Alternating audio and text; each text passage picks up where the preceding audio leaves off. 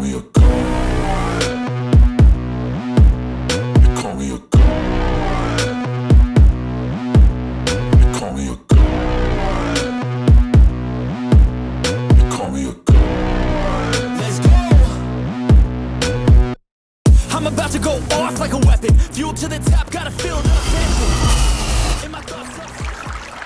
Welcome back, everybody. Hit that like, hit that subscribe, comment down below. Let me know what you think about this video. And if you want some exclusive perks, hit that join right next to the subscribe button and you will support this channel and also get exclusive, can't say that, perks from me. But we are going to talk about today that the veterans have arrived to training camp and now we are starting football, ladies and gentlemen, and we'll talk about a couple of the interviews that they had. I think they had the media for Jalen Ramsey, Xavier Howard, and Raheem Mostert, and they said some things, in there that honestly, what I find really fascinating about this team is that we are, in some eyes, we are a dark horse, but for most people, it seems like we are trying to prove ourselves to everybody. I mean, you've handed the Jets this crown, which they're probably going to flop like usual. And you have all these different teams that everybody's giving all this props towards it.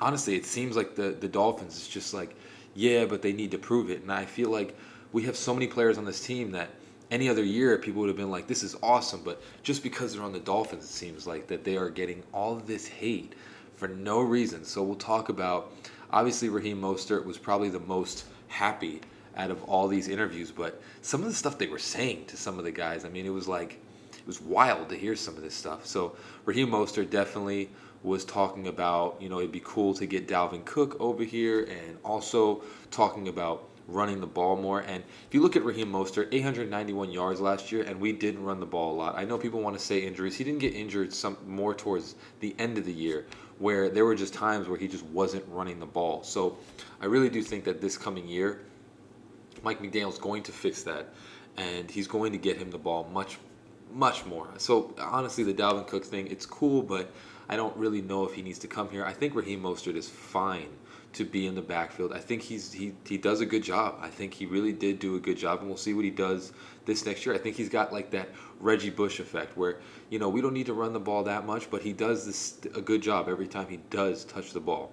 And then they talked to Xavier Howard, and it was crazy. One of the guys on there, I mean, he said something so stupid I was like, whoa, why are you saying that? Where he basically said Jalen Ramsey is a number one corner, and he tells himself that, this is not word for word, but basically said, you believe that you're a number one corner, and Xavier Howard basically said, I don't believe it, I am a number one corner. And the guy was like, oh, I'm so sorry, I'm sorry.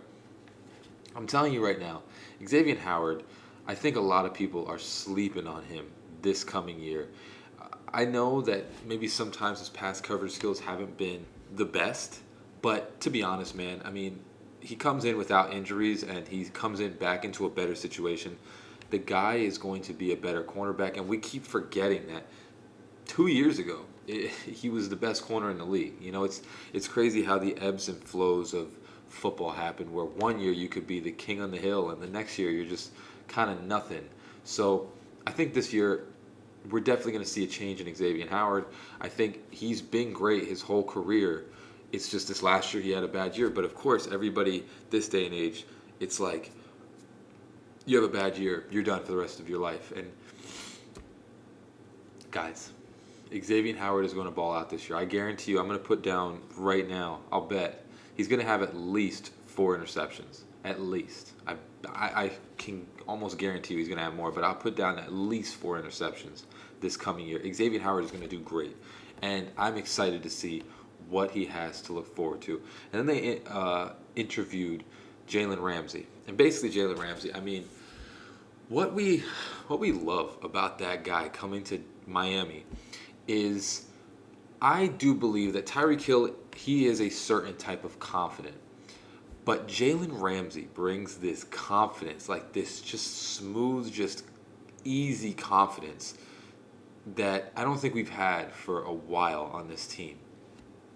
When you just watch him talk about himself, and watch him, Xavier Howard has been great. Tyreek Hill has been great. Jalen Waddle's great. But that just embodiment of confidence. I think that's why he's been such a commodity in the league. It's because obviously his play demonstrates that as well, but just that smooth confidence that the dude has about his game and about being the best corner in the NFL. He doesn't think anybody else is better than him, and he proves it year after year. It's just something that we've needed on this team for a very long time, and I'm just so excited to see what this duo is going to attach, because we forget that Javon Holland and Deshaun Elliott are in the backfield as well, and those two can match up with most people. And I mean, Javon Holland can match up with anybody. I put Javon Holland to have a breakout year this coming year, but then you have right next to him is Xavier Howard and Jalen Ramsey, which you forget about Kader Kohu. This defense is stacked, and it's going to be nuts to watch this year, seeing them come in. We're going to see what we do with training camp. I want to see basically what the weaknesses will be, what the strengths will be coming into training camp, who is going to do what, and who's moving up. This is the most important part. So we're going to see what happens throughout training camp and who is rising, who's falling. I'll make videos of those as well. But I also wanted to talk about just a little bit of Tua. So they did the top 100 rankings, and Tua was 82 on this rankings. And I just, all the people that are Tua haters, all the people that think that Tua sucks, this and that, I want you to watch some of the things that some of the players were saying. Like, these are players. You got players like Patrick Surtain. You got a bunch of different top end players, and they're all praising Tua for what he has done and who he's going to be and who he has been, the confidence that he had this year, and just praising the accuracy. We have to understand that that is what Tua is. You're not going to get a Justin Herbert, which, to be honest, Justin Herbert has been falling off ever since he got in the league. I don't care what anybody says. You watch him, he's a dink and dunker, and then every once in a while he'll just launch one down the field in double coverage or whatever it is. And, of course, you have a guy that comes down with it sometimes. But, I'm not saying that he's not talented, but I'm saying that I think the more he gets in this league, which we're seeing based off the playoff game last year, is that he's easy to understand because he more just dinks and dunks. I mean, people want to talk about Tua doing that, but Justin Herbert does it way more than Tua ever did. When you look at the interviews that they had yesterday, a lot of them were just saying that some of the throws he was making were incredible. And you see the confidence that the team has in him when it comes to, is he their quarterback? Is he a star quarterback? The whole team has confidence. And I've seen teams that have had quarterbacks. I mean, I'm a Dolphins fan. We've had crappy quarterbacks forever. I've seen teams when we had Chad Henne, and you can clearly tell everybody was like, yo, this guy stinks. This guy's terrible. He can't play. I remember when we had Chad Henne. I remember when we, the beginning of the Ryan Tannehill days. You could clearly tell everybody was like, yeah, this dude can't play. Like, he stinks. It's not like that with Tua. Even in his first 2 years, there was still signs of where you were like, yo, this kid, he has it if he just gets it together. When you watch some of these other quarterbacks, everybody on the team clearly knows, like, yo, you can't win with this guy. It's not gonna be good with him.